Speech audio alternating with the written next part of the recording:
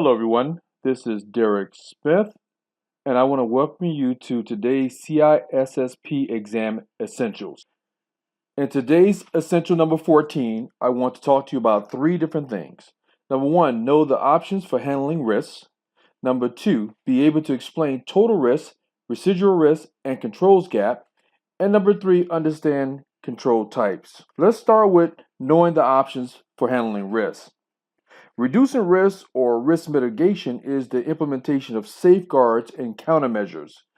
Assigning risk or transferring a risk places the cost of loss a risk represents into another entity or organization. Purchasing insurance is one form of assigning or transferring risk. Accepting risk means that management has evaluated the cost benefit analysis of possible safeguards and has determined that the cost of the countermeasure greatly outweighs the possible cost of loss due to risk. It also means that management has agreed to accept the consequences and the loss if the risk is realized. Let's move to be able to explain total risk, residual risk, and control gaps. Total risk is the amount of risk an organization would face if no safeguards were implemented. To calculate total risk, use this formula: threats times vulnerabilities times asset value equal total risk. Residual risk is the risk that management has chosen to accept rather than mitigate.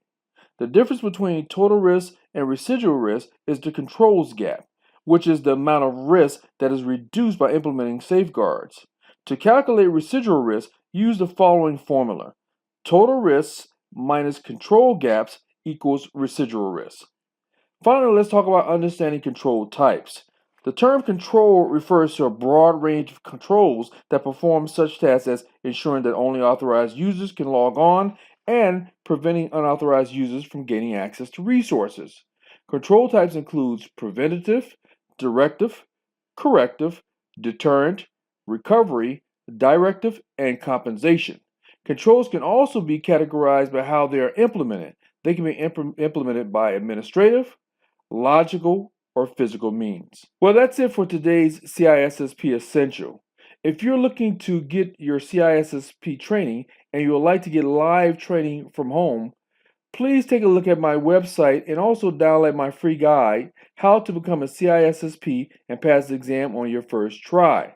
You can get it at www.getcissspcertified.com. See you in the next Essential.